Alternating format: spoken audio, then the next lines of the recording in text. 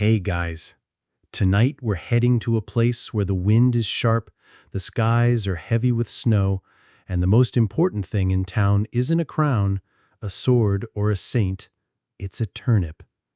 You trudge up a gentle hill through damp straw and chimney smoke, boots sinking into patches of last night's frost. Around you, 18th century Sweden stirs from a slumber.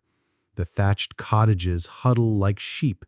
Small candle flames flicker behind leaded glass panes, and a smell floats on the morning air. Something earthy, sweet, a bit steamy. It's the turnips. Always the turnips. So, before you get comfortable, take a moment to like the video and subscribe, but only if you genuinely enjoy what I do here. And while you're at it, let me know your location and what time you're listening, just for fun. Now, dim the lights, maybe turn on a fan for that soft background hum, and let's ease into tonight's journey together. You're in a rural village, nothing too dramatic. A modest chapel, a muddy lane, two cows that look vaguely disappointed in the sky. But here, in the midst of cold soil and long winters, the humble turnip reigns supreme. Your hostess for the day is Martha, wrapped in wool, hair bound in a kerchief, with hands that look like they've scrubbed 100 cellars and carried 1,000 roots. She ushers you into her kitchen, a room warm with steam and flickering with candlelight. There's a large wooden bowl on the table, filled to the brim with boiled turnips, mashed and salted with a dash of old superstition. "These saved us," she says quietly, ladling a scoop onto your wooden plate. "One winter they were all we had." And she's not exaggerating. Sweden in the 1700s was a cold, harsh place for farmers. Grain crops failed often, especially in the rocky soil of the north. But the turnip? It laughed at snow. It chuckled at frost. It grew where wheat refused to, even in depleted fields. So slowly and then quickly, it became more than just a crop. It became a symbol. Historians still argue whether turnips were revered purely out of desperation or if something more spiritual took root. Some suggest pagan traditions had already associated root vegetables with protection and renewal. Others believe it was simply survival turned ritual. But by the mid-1700s, there were documented customs of families bowing heads over steaming turnip stew, offering whispered thanks, not just to God, but to the vegetable itself. You help Marta peel a fresh batch. The skins come off in curling ribbons, revealing pale moon-colored flesh beneath. She hums a tune, something repetitive and low. A song, perhaps, or a chant. "My mother sang this, to make the roots cook sweeter." You smile. Who's to say it didn't work? Outside, a group of children gather around a hollowed-out turnip with a small candle stuck inside. It flickers, casting spooky shapes on the snow. You ask if it's a toy.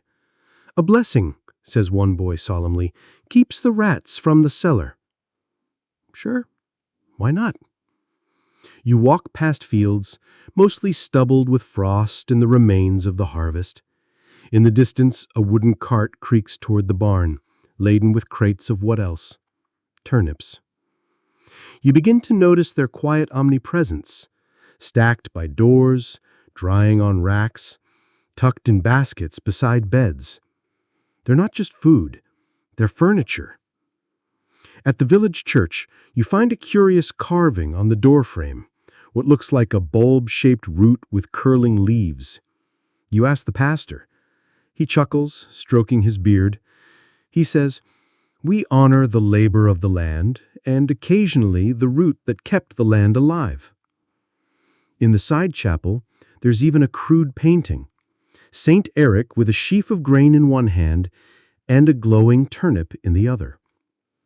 Okay, it might be a torch, but some say it's a root, a symbolic light through the darkness. You pause to imagine villagers gathering here during a bitter February evening, candles flickering, breath misting in the air, and somewhere among the psalms and Lutheran sermons, a small prayer whispered to a stew pot simmering back home.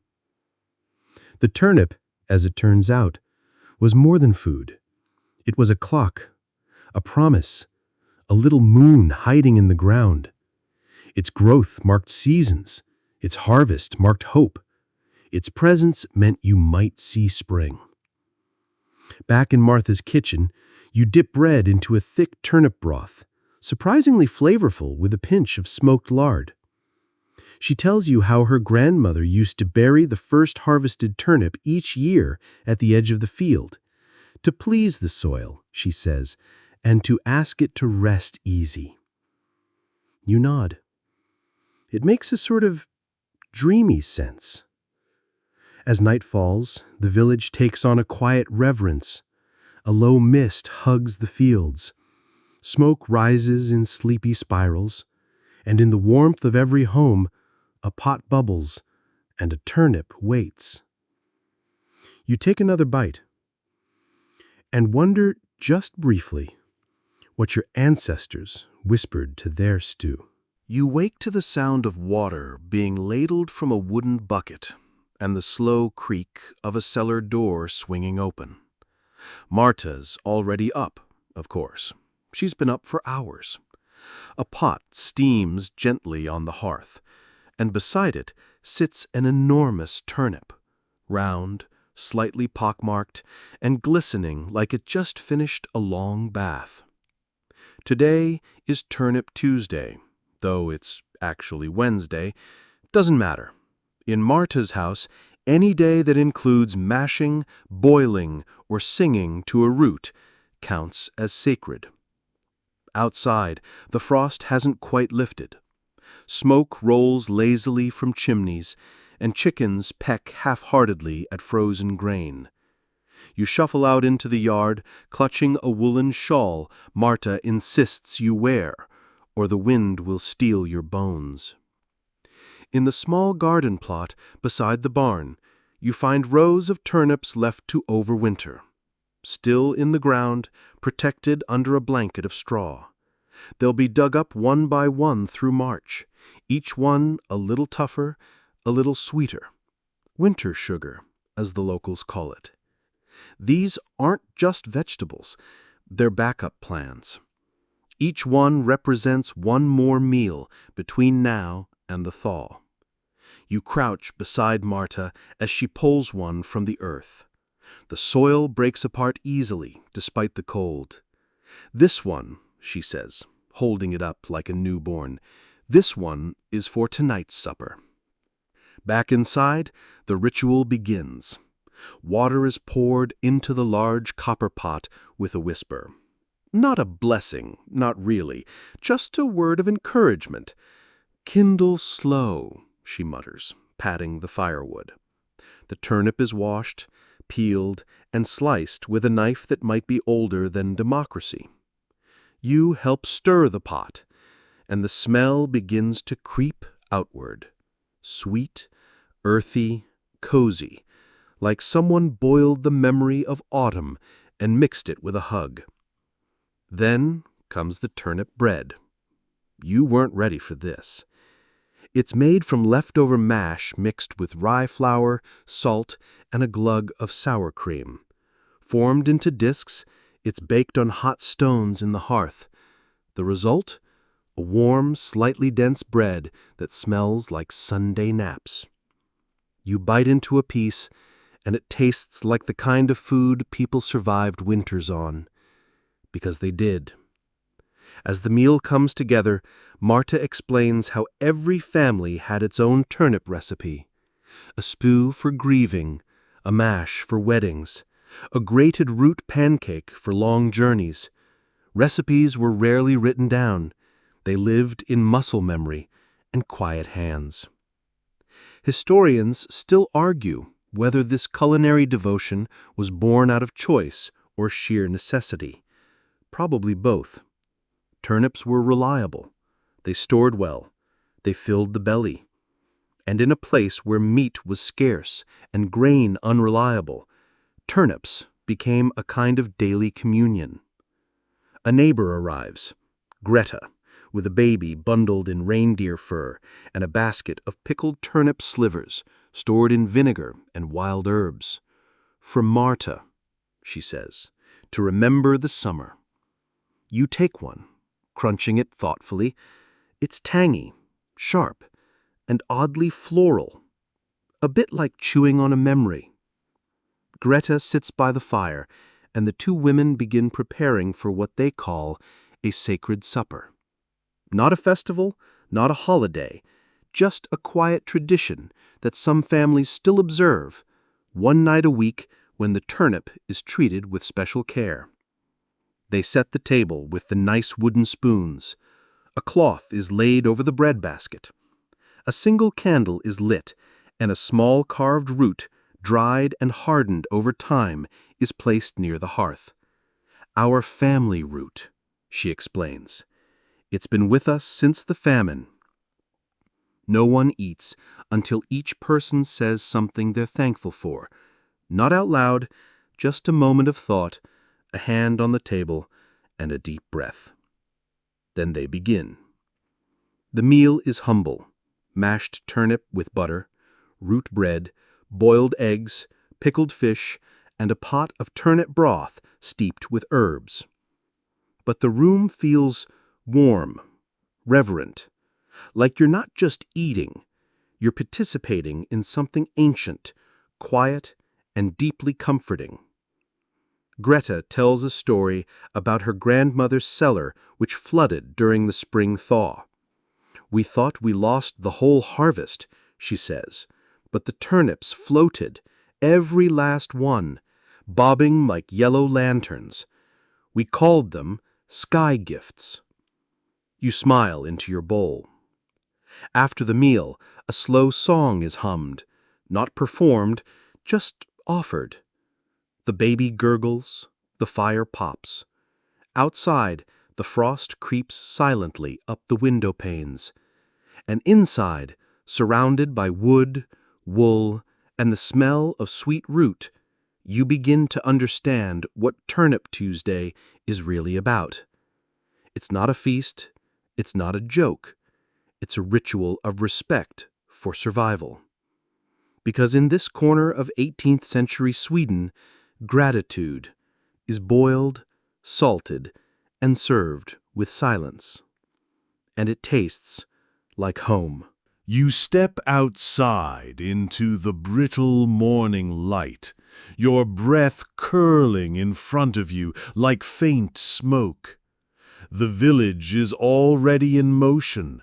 Someone's chopping firewood, a dog's barking at absolutely nothing, and a group of children are gathered in the lane holding a surprisingly elaborate turnip bouquet. Yes, a bouquet. Tied with twine, speckled with soot and frost, the arrangement is part of a ritual you're about to witness, a blessing ceremony where turnips are offered, not just eaten. You're invited along. Follow the roots, says an old man with eyebrows like frost-bitten caterpillars. You march uphill to a flat clearing near the woods where the village priest, Father Christopher, waits, standing beside a tall wooden post. At the base, nestled in straw and old pine branches, are 6 turnips. Some are carved with symbols, others polished like apples. You blink. This isn't church, but it's something sacred. The priest raises a hand, and silence falls. He begins not with scripture, but with a story, a tale about a family trapped during the Great Famine, surviving only on a few hidden roots. When spring finally arrived, they planted the turnip tops back into the thawing earth in thanks, to give back what gave them life, he says. Then the villagers take turns placing more turnips around the post. Each one is murmured over. Some are kissed. One is carried in a carved wooden box like a prize loaf of bread. No one is laughing. You feel it too, that strange combination of reverence and pragmatism.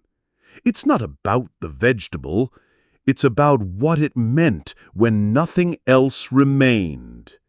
Historians still debate whether these rituals were survivals of older pagan traditions, celebrations of fertility and earth spirits repackaged for a Lutheran world. Some point to records of turnip offerings laid at crossroads, others to midwinter dances around root-laden altars.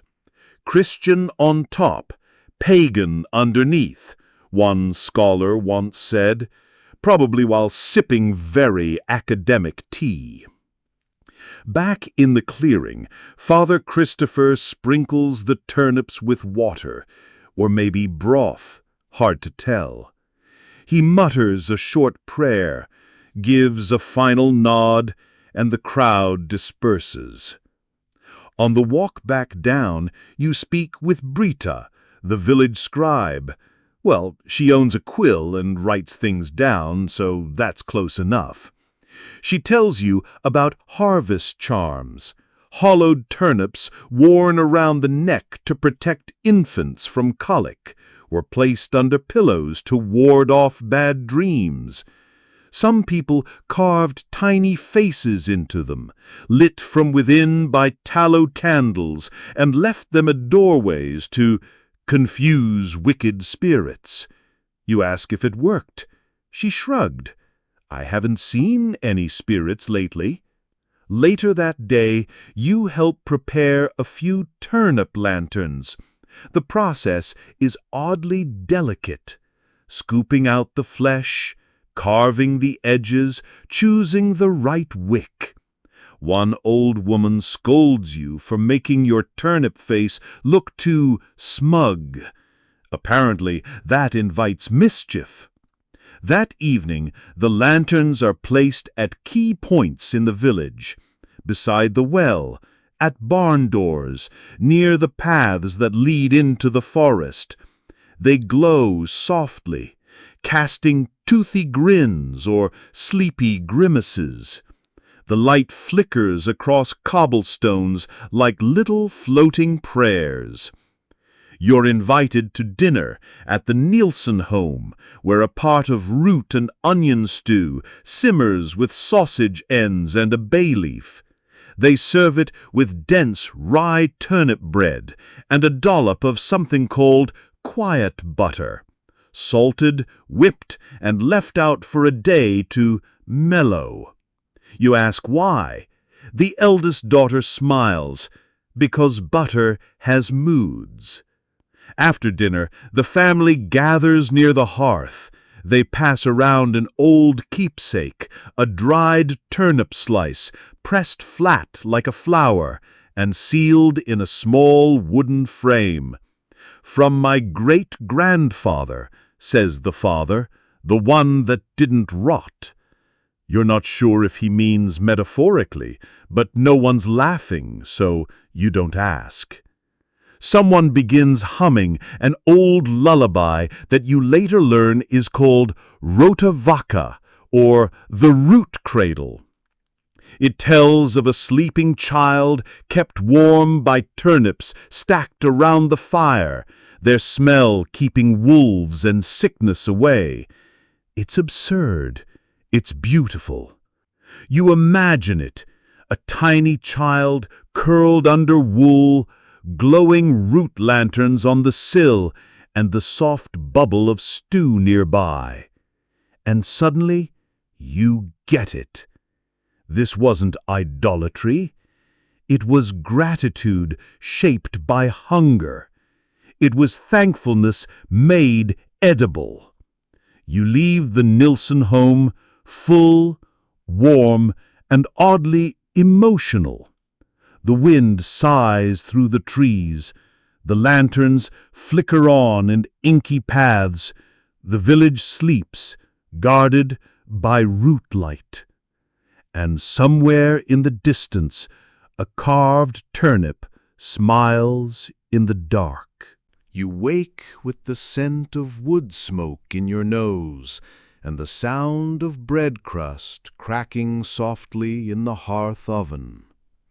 Today, Marsta tells you, is for rest. Or rather, it's the kind of rural Swedish rest that still involves peeling, boiling, sweeping, and checking on the goats. You put on your boots. Your destination this morning? A small farmhouse on the outskirts of the village, where Lars and Karin are preparing a midday meal, one that, curiously, begins with a blessing of the root cellar. Yes, it's exactly what it sounds like. You follow them behind their house to a low, stone-framed hatch set into a hillside. The door creaks open to reveal rows of wooden crates, baskets, and a surprising number of hand-drawn chalk symbols along the walls. Stars, spirals, one that looks suspiciously like a sleepy duck. At the center of the cellar, a squat little table with a bowl of turnips nestled in linen like newborns. Karin lights a tallow candle and hums. Lars murmurs a few phrases, not quite religious, not quite nonsense. Just keeping the quiet down there, he explains. If the roots feel watched, they last longer. You nod like that makes sense, which, oddly, it does. This is sacred supper day in their home, not a holiday, not an official anything, just a quiet observance passed down from someone's great-aunt in Jämtland. It's always on the 4th day after the last full moon in January. No one remembers why. The meal is simple. Turnip cakes fried in bear fat, a luxury. Fermented milk, boiled rye dumplings stuffed with mashed root, and a delicate turnip syrup drizzled over roasted apples. You help prepare the syrup, just boiled turnip juice and a little sugar, reduced until it tastes like root caramel. As the pot bubbles, Karin tells you about root magic. No wands, no potions, just beliefs. A turnip that splits in half while cooking means 2 people in the village will fall in love, or argue, depends on the moon. You ask what it means if your spoon falls into the pot, that your sleep will be deep and a little confusing. You shrug, sounds accurate. The turnip cakes are the stars of the show. Crisp on the outside, soft and steaming within. They're seasoned with thyme, smoked salt, and something she only refers to as her father's spice. You eat slowly, reverently. It's not just good, it's generational. Midway through the meal, Lars brings out a slim, hand-carved horn, almost like a small bugle. He blows a single note, flat and gentle. It echoes once across the yard. To tell the old ones we're eating well, he says, and to remind the foxes to stay away. Historians still debate whether these practices, midwinter blessings, root cellar chants, single-note horns, were widespread or just isolated customs passed down through oral tradition. There's little written documentation, just fragments, notes in parish books, sketches in farm journals, curious notations like "prayed over stew," not formally. Still, across Sweden, these rituals echo. After lunch, the family shares stories, not about kings or war, but about meals. The winter where they survived on frozen turnips and dried fish. The spring where an entire barrel of mash turned green overnight and they laughed instead of cried. The feast when Karin's aunt pretended to be a priest to bless a turnip loaf before her wedding. "Turnips remember," she says, running her hand along the edge of the table. "They carry what we forget." Outside, you help stack firewood and scrape frost from the window panes. Karin places a turnip candle near the door, hollowed, smiling faintly, lit from within. "This one keeps hunger out," she explains, "if you believe in that sort of thing." The evening ends with a shared cup of root beer. Not quite like the fizzy stuff from modern diners, but an herbal fermented drink made from turnip syrup, dandelion, and birch bark. It's slightly sour, slightly sweet, and deeply strange. You drink it slowly. The fire crackles. Someone hums a tune about a turnip that danced. The candle glows in the doorway. And for a moment, in this small, humble home at the edge of a winter-weary village, the world seems utterly, beautifully simple. Turnips, laughter, candlelight. What else could you possibly need? It's late morning when you hear the gossip begin.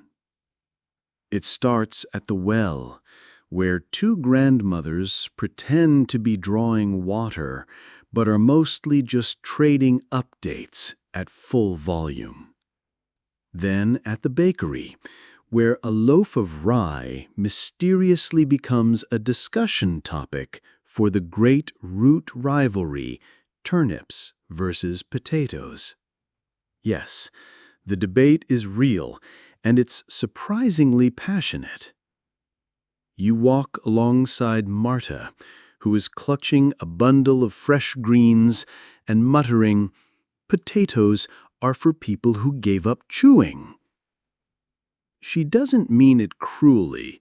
It's more like a reflex, passed down from generations of root-praising Swedes. You ask how this rivalry began, and she sighs dramatically. It started when the king sent his scientists to convince us, said potatoes were the future, but we had turnips. Why fix what grows?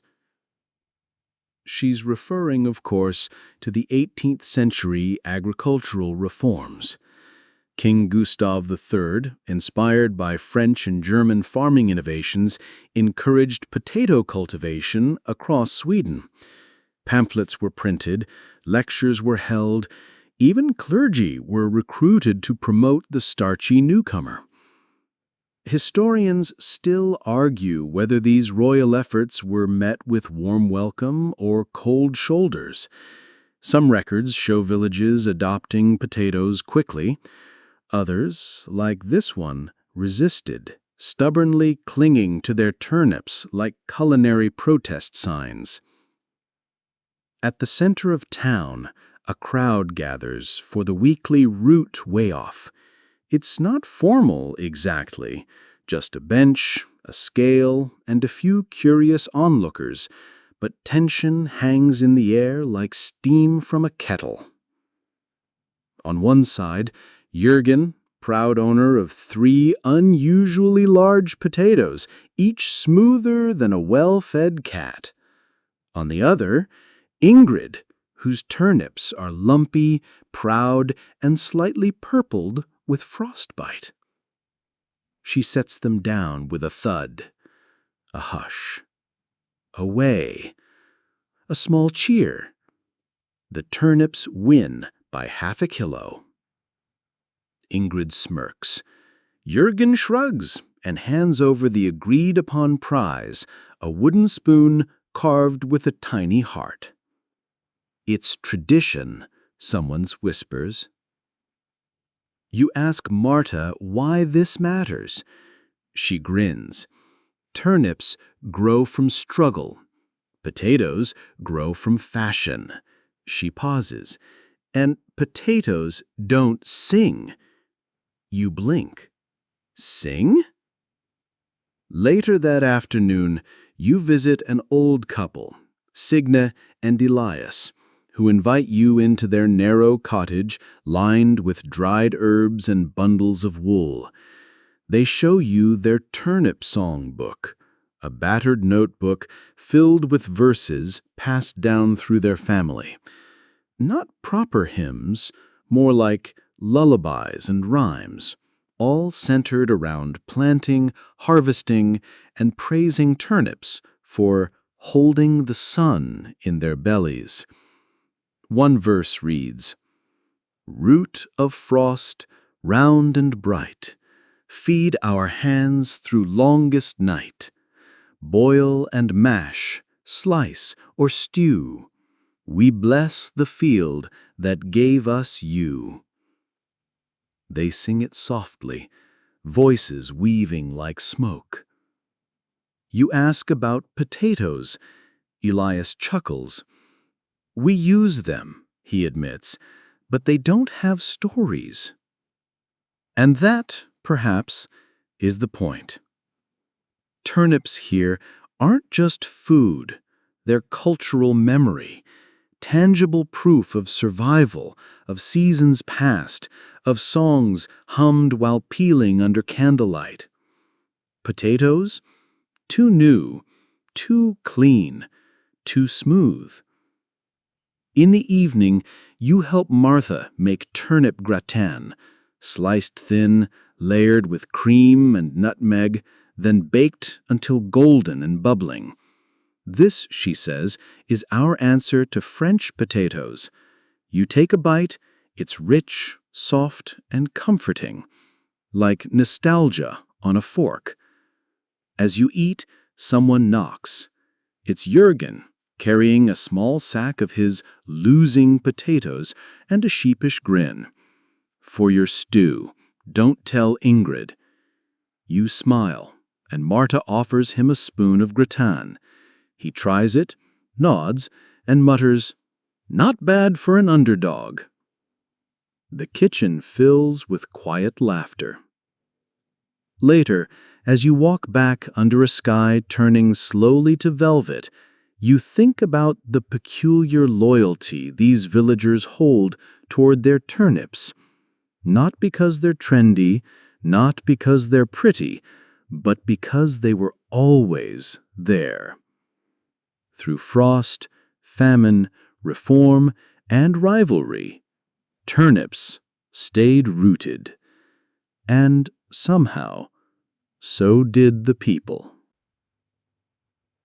You're curled beside the hearth, arms wrapped around a mug of something warm and vaguely vegetal, when Marta leans over and says, almost conspiratorially, Did I ever tell you about the farmer priest who wrote a sermon to a turnip? You blink.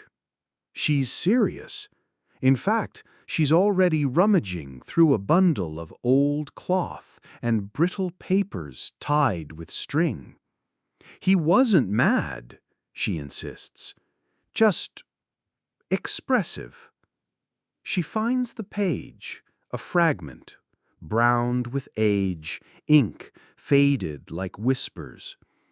It reads, "O root, thou art humble and round, beneath the earth and yet above man's pride." You sip your drink. She gave this during Lent, she explains. Said the turnip was God's reminder to stay simple.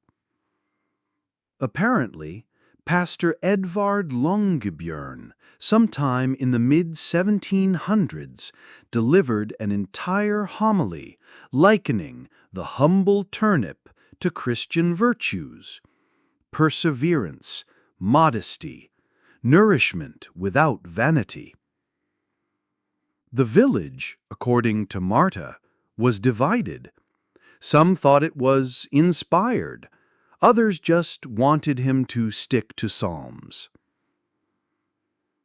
Historians still argue whether Pastor Edvard Longebjörn was being deeply symbolic or gently rebellious. Was he subtly critiquing church opulence? Was it a food-focused metaphor for spiritual endurance? Or was he just really into root vegetables? We may never know. That afternoon, you accompany Marta to a nearby farmstead where the day's big task is preserving the turnip stash. The root cellar smells faintly of earth and wool socks, and you're handed a wax-sealed jar filled with mashed, spiced turnip paste. "For sandwiches," says the woman handing it to you, "or heartbreak." The kitchen smells like cinnamon and clove, but undercut with something sharp and vegetal. A pot bubbles, a spoon stirs. You ask about the paste's origins. The farmer shrugs. It came from the old chapel recipes. The monks used it during fasts. Another echo of that root and reverence link.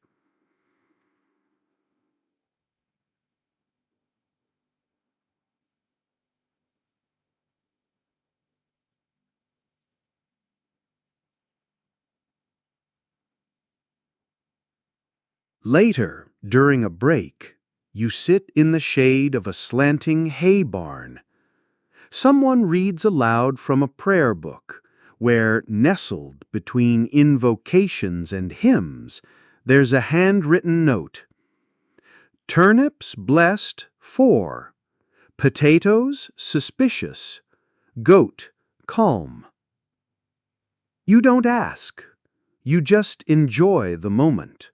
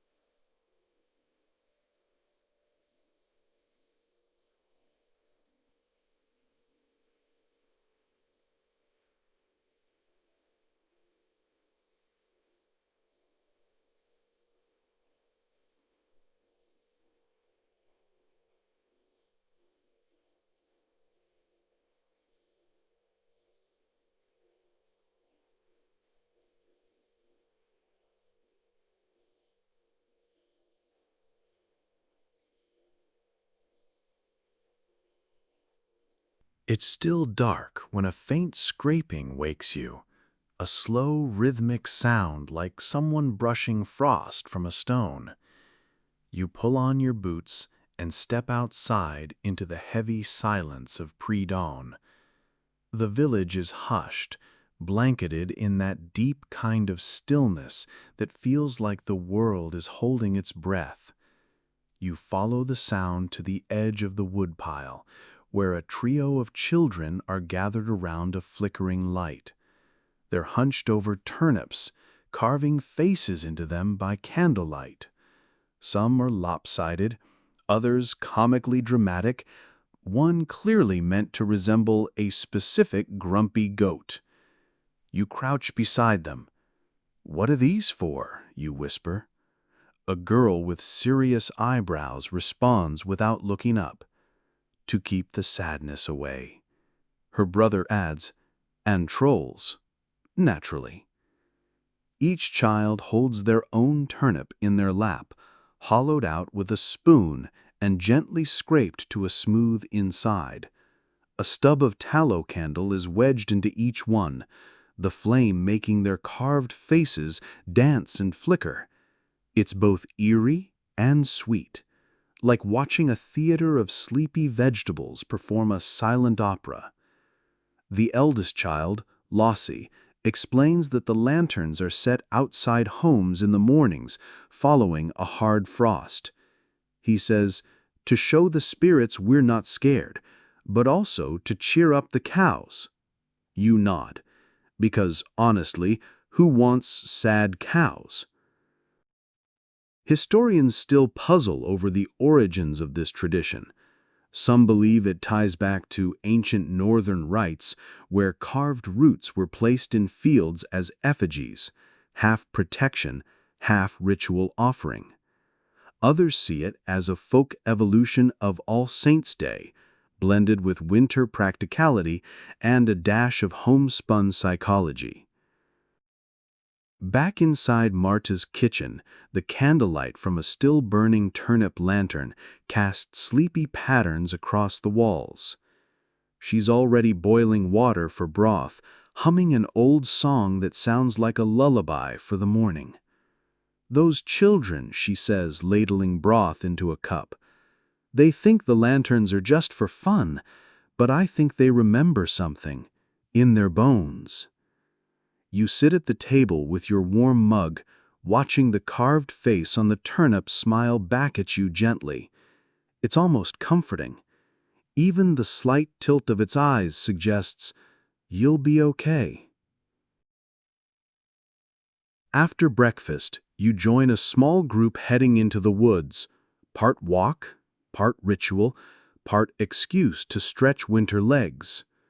Each person carries a carved turnip lantern, tied to a stick or balanced carefully in gloved hands. It feels like a procession, quiet and focused. At a clearing, they form a circle. No speeches, no shouting, just a moment of shared breath, and then each lantern is set onto the snow. The flickering lights form a ring of glowing root faces looking outward into the trees. "This is where the sadness goes," Marta says softly. You ask, if they do this often? "Only when needed." The villagers stand in silence for a while, watching the candles flicker. Then one by one, they gather the lanterns and return home. Some blow out the flames, others let them burn until they die on their own. Back in the village, you help a young boy named Henrik attach goose feathers to his turnip's hair. He says it gives it dignity. You absolutely agree. Later, in a cozy barn warmed by animal breath and straw, an old man named Ulrich tells you about a winter when everyone made a lantern each night. "We didn't have much," he says, "but we had roots and candles and stories." He points to a shelf where a row of dried, hardened turnip shells sits in neat order. He says, "These were the ones that didn't mold. My wife kept them, said they held the good dreams." You run a hand over one, smooth, light as air, smelling faintly of smoke and thyme. That night, as the wind picks up and the fire flickers low, Marta gives you your own turnip to carve. You sit by the window, slowly working the spoon around the inner wall, shaping a face, not happy, not sad, just calm. You place a candle inside, light it, and watch the glow soften the room. And as you drift off to sleep, you feel not haunted, not guarded, just gently watched over by a root with a face and a quiet job to keep the sadness away. You wake to the sound of goat hoofs tapping against wood and the unmistakable clink of a tin ladle against a pot.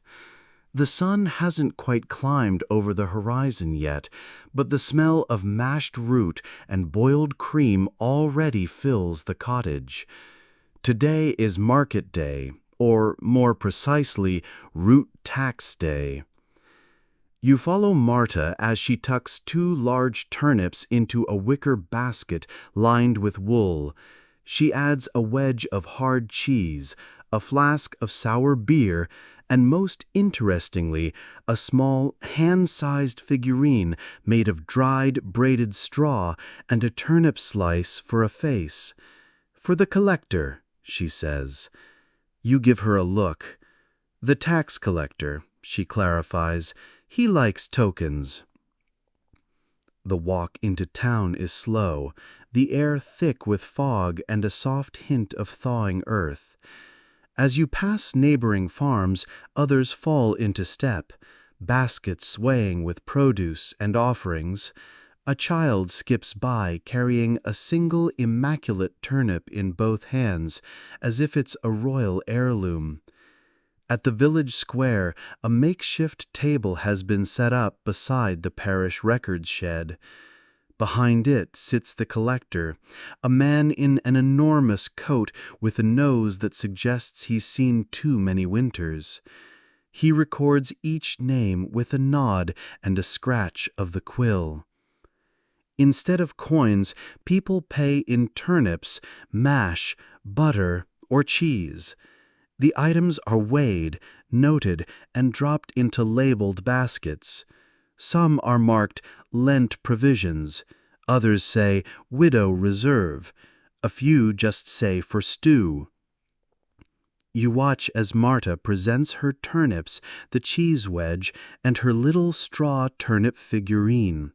The collector eyes it approvingly, places it in a box labeled tokens, and waves her through.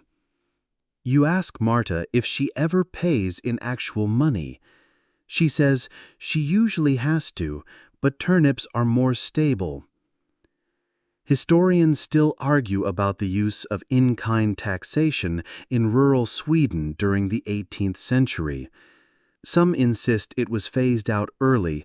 Others point to persistent evidence that, in remote areas, people paid with what they had: grain, dairy, and yes, turnips. One account from 1742 records a parish receiving 60 heads of turnip in lieu of coin due to continued crop oddities and shortage of tidy silver. You imagine explaining that to a modern accountant. At midday, a strange little scene unfolds. A goat sits in judgment. You're not hallucinating. The collector owns a fat, dramatically expressive goat named Massa, who's perched beside the table. As a joke, or maybe as village ritual, everyone lets her sniff their offering. She snorts at spoiled cheese. She nibbles old mash. But when Marta's second turnip passes under her nose, she gives a slow blink and curls up. Apparently, this means approved. The crowd applauds lightly. A good turnip indeed. You share lunch under a nearby canopy. crusty root bread, slivers of pickled turnip, and a warm, murky mug of turnip soup with bits of onion and a surprise pickle. Someone offers you a spoonful of fermented turnip mash mixed with caraway and dried mint. It tastes like it both hates and loves your tongue. Back at the tax station, a few older women gather to perform a ledger song, a tradition where tax details are sung out in soft chant-like tones, not much different than reading obituaries at half speed. It's oddly comforting.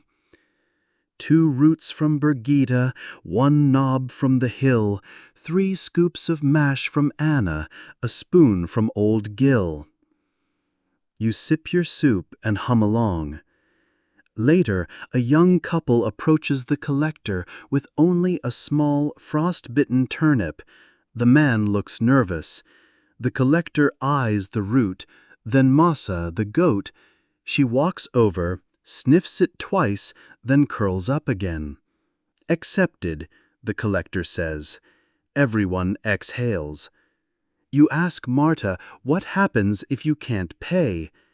She says, we all help, as if that's the obvious answer. We give a spoonful here, a candle there, and if nothing else works, she lifts her brow and grins. You carve something charming. Back home, you help her unpack her modest tax receipt.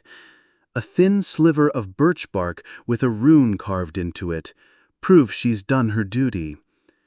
She tucks it under a cup on the mantel. Next year's will sit on top of it, and so on.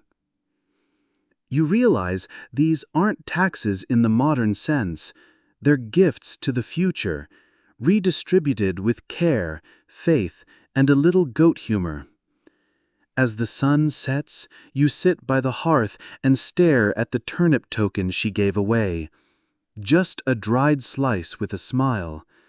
But maybe that's enough to feed a record or a soul. You're not sure what wakes you first, the quiet crackle of logs in the hearth, or the distinct scent of something sweet and oddly herbal. It smells like boiled licorice met an overachieving vegetable. You sit up in your straw-padded bed and blink toward the kitchen. Marta is already up, of course. She's standing over a steaming pot with a bundle of wildflowers and dried turnip peels in one hand and what looks like a handful of ground-up something in the other. Don't stare, she says without turning around. It's for love. You sit at the table and wrap yourself in a wool shawl. For love? She nods, stirring slowly. The heart needs soft food, so says my aunt. Turnips help. Today, you learn, is the day of root remedies and soft feelings, a kind of folk healing that combines half medicine, half gossip, and one full ladle of belief. Marta has agreed to share a few recipes and their extremely questionable explanations with you. First up, turnip aphrodisiac mash. This recipe involves boiled turnip, a splash of honeyed milk, crushed fennel, and a pinch of wood ash. It's meant to be eaten warm with bare hands to pass the feeling through the fingers. You sample it. It tastes like sweet porridge that's been emotionally compromised, but not unpleasant. Later, at the neighbor's house, an older woman named Gerda offers you a more potent concoction. Thinly sliced raw turnip soaked overnight in vinegar, garlic, and hawthorn berries. To inspire bravery and declarations, she says, mostly in spring, or during courtship, or when your goat keeps escaping.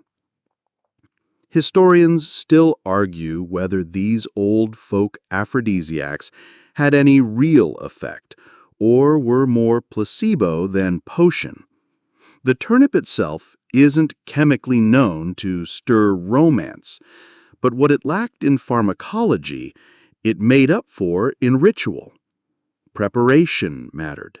Mood mattered.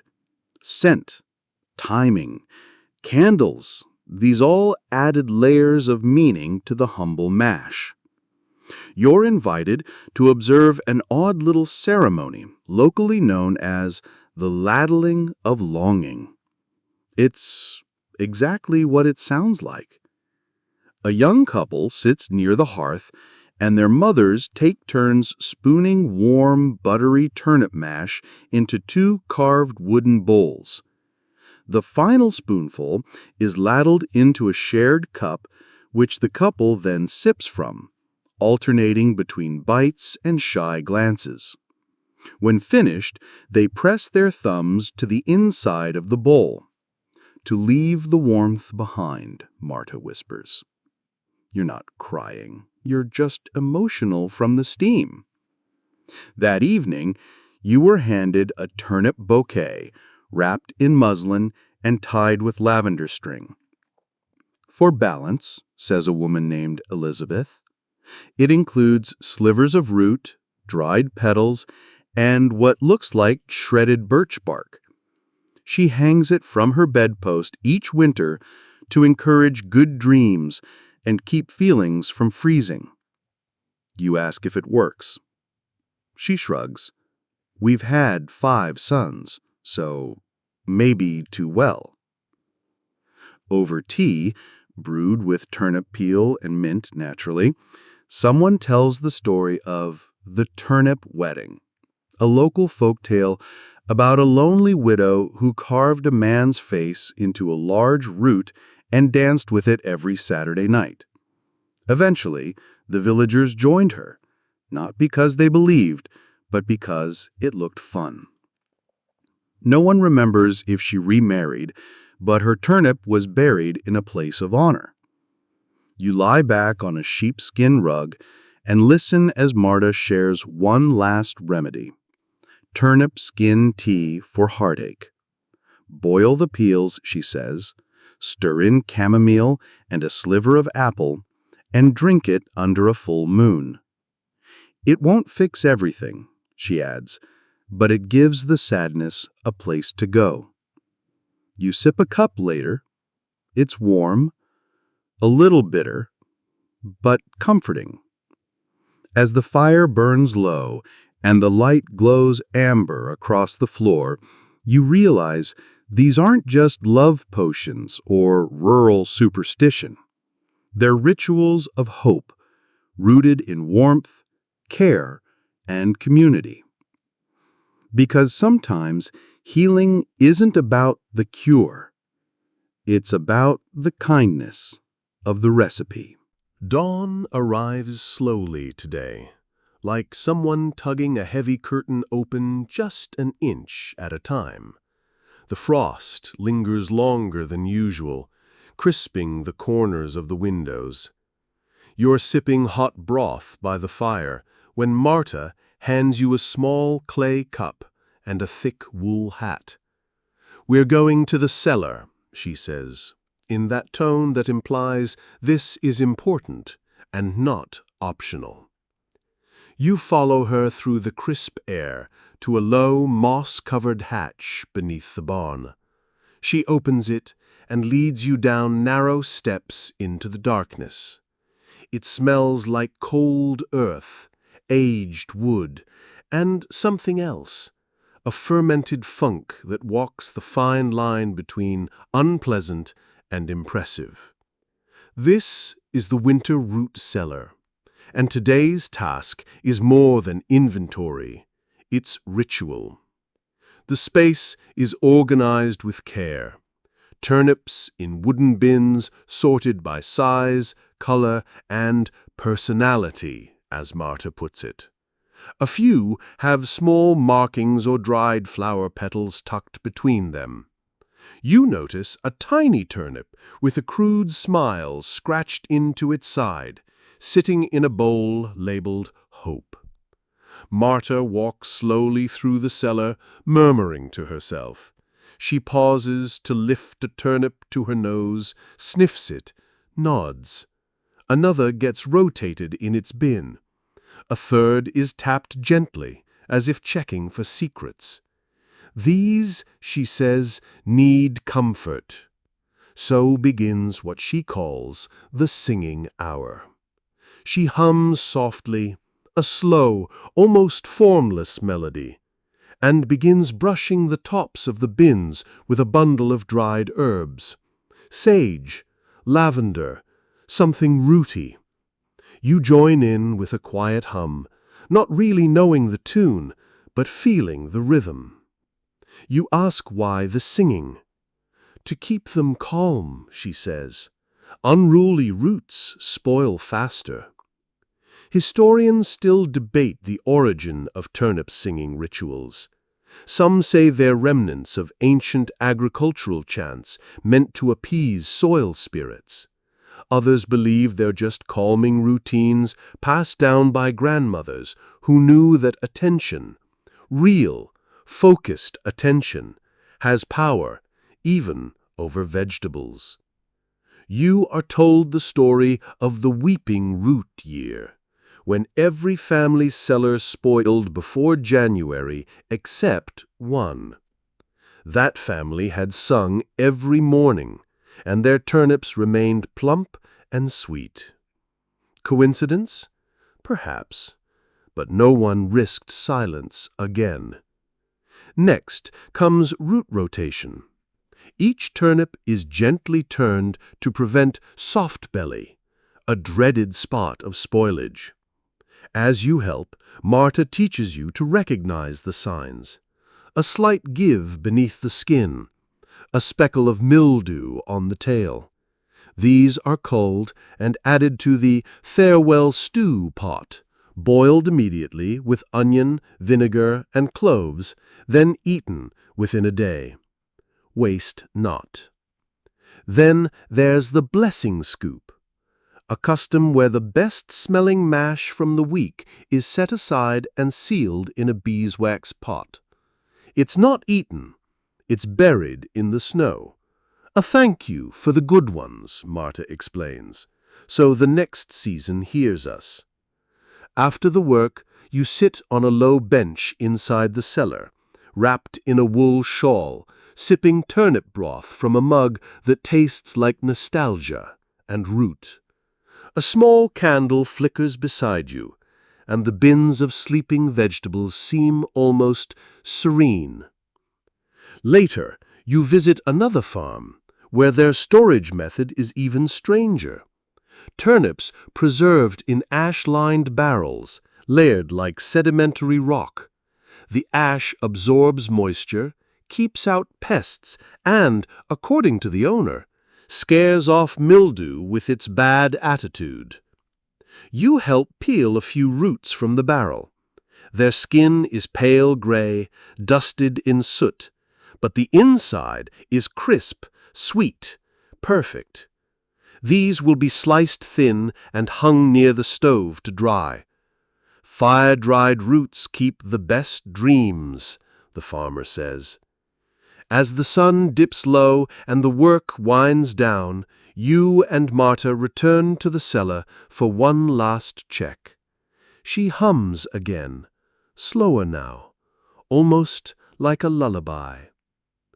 She hands you a small, oddly shaped turnip. It has a little twist at the top and a faint heart-shaped bruise. "This one's yours," she says, "for luck." You cradle it in your hands, warm now from the kitchen air, and you swear for just a moment it hums back. Upstairs, as the stew bubbles and snow drifts lazily past the window, you look down at your strange little companion and realize something. These people didn't just store food. They stored trust in the earth, in each other, and in a root that never let them down. The wind picks up overnight, rattling the shutters with soft persistence. By morning, snow is falling sideways. Marta calls it soup snow, the kind that makes you want something hot, heavy, and brewed from memories. Naturally, today's plan is to make soppa, a root-thickened stew beloved across generations of this chilly corner of Sweden. But first, you're invited into something a little stranger, the Turnip Dreaming Room. It's not officially called that, but that's what Marta's cousin, old Elna, calls it. It's a tiny shed beside the main house, windowless, stuffed with dried herbs, goat skins, and baskets of hardened turnip slices hung like coins on strings. You step inside and feel the shift, the kind of silence that listens back. "This is where we think out loud," Elna says, settling cross-legged beside a bowl of dried roots. She tosses a handful into a clay pan sitting atop a small ember stove. As the turnips warm, they release a soft, nutty aroma, faintly sweet, faintly woody. She closes her eyes and inhales deeply. Some say the smell of dried turnip invites dreams. You blink. Dreams. Elna nods. Old ones, restful ones, or at least interesting ones. The dried slices sizzle gently in the heat. You feel your shoulders drop. Something about the smell is quieting, a little hypnotic. You sit on the floor, close your eyes, and listen to Elna hum a lullaby so slow it could rock snowflakes to sleep. Historians still puzzle over these quiet rituals, the mixture of food, fragrance, and folk belief. Were they forms of meditation, medicine, a way to tame the long dark of winter nights? No one's sure. But in the absence of clocks, screens, and constant noise, even a dried turnip becomes a theater of the mind. Back in the kitchen, the soppa is underway. It starts with onions browned in butter, then chunks of turnip, a few wrinkled carrots, dried peas, a splash of leftover ale, and a chunk of salted pork if you have it. If you don't, the pork is imagined, and no one complains. You stir the pot with a spoon that has no straight edges left, worn by a century of soups. The smell is warm, thick, sleepy. It tastes like the inside of a wool sweater, if wool sweaters could melt in your mouth and whisper, "You're safe." Marta sprinkles dried dill on top and tells you about turnip nightcaps, a peculiar drink made from steeped, caramelized root and cinnamon bark. It's served warm in tiny cups and meant to ensure dreams without frost. You drink yours slowly. It's strangely satisfying, like root tea with a sweet grudge. Later, you help tend the turnip garlands drying over the hearth. Thin slices, carefully strung, swaying slightly in the rising heat. Marta says when they rattle, it means the stew is done. You listen. Eventually, they whisper. Dinner is shared by candlelight. You, Marta, Elna, and a visiting neighbor named Pelle, who insists on telling the story of the ghost with cold feet, a spirit who haunted a cellar until someone offered it a bowl of mashed turnip and a pair of socks. It never came back, he adds, but the socks went missing. You finish the soup with a slice of dense rye bread and a spoonful of turnip jam, a slow-cooked spread made with molasses, cloves, and lemon peel. It's better than you expect. You ask for seconds. Elna approves. After dinner, everyone sits quietly. No cards, no arguments, no spectacles. Just the hush of a contented household and the tick of melted snow dripping from the roof. You sit with your cup, eyes heavy, warmth pressed into your bones, and realize they didn't just eat turnips. They trusted them to fill the spaces between uncertainty and comfort, silence and song. And in this little house, in this long winter, the turnips never failed them. You're barely out the door when a gust of wind tries to steal your hat. The sun peeks through a sliver of clouds, but the air still carries that sharp, root-deep cold that seeps into your sleeves and memory.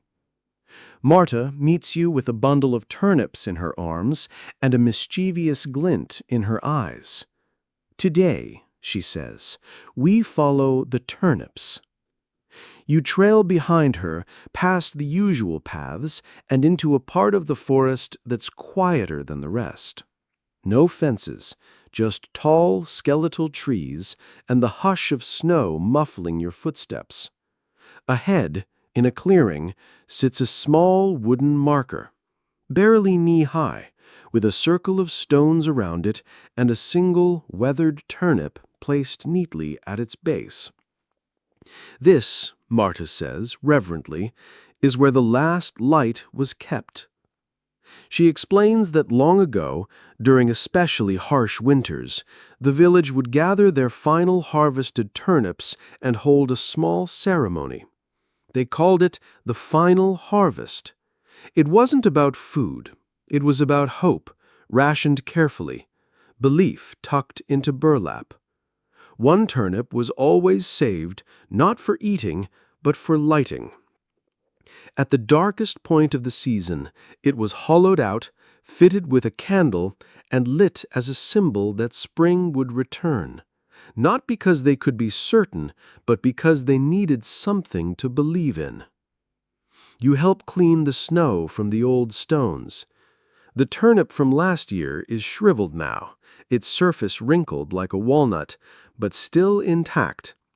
You replace it with a fresh one, carefully carved with small sunbursts and tiny stars. Marta lights a candle inside and sets it in place. The glow flickers faintly. Not much, but enough. Historians still argue whether these rites were individual family traditions or a shared cultural practice. Few official records exist, just scattered journal entries and church complaints about folk practices distracting from true worship. But oral histories persist. We don't need books, Marta says. We remember what warms us. Later, back in the village, you attend a quiet gathering in the oldest house on the square, belonging to the Erickson family, keepers of the root ledger. It's not a financial record. It's a hand-bound book, passed down for generations, that logs each family's final turnip each winter. Some entries include drawings, some just names, a few are only symbols. A spiral, a triangle, a tree.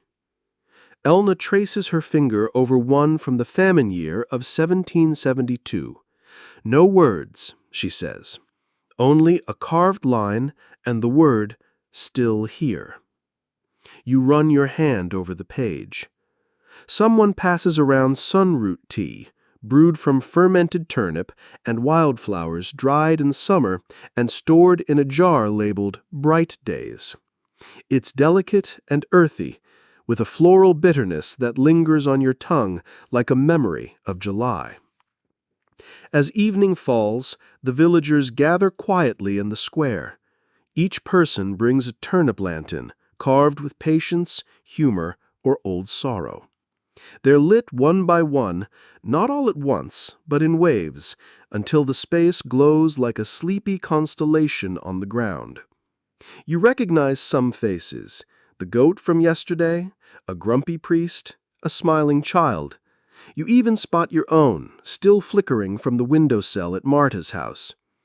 No speeches are made, just a slow, familiar song hummed softly by all, one without words, carried on breath and memory.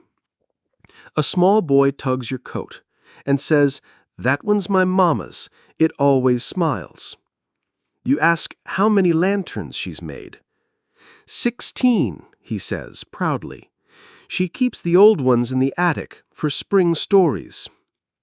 You wonder how long this tradition will last, but looking around at the warm light glowing from cold vegetables and frost-covered smiles, it seems safe to say, as long as winter comes, so will these turnips.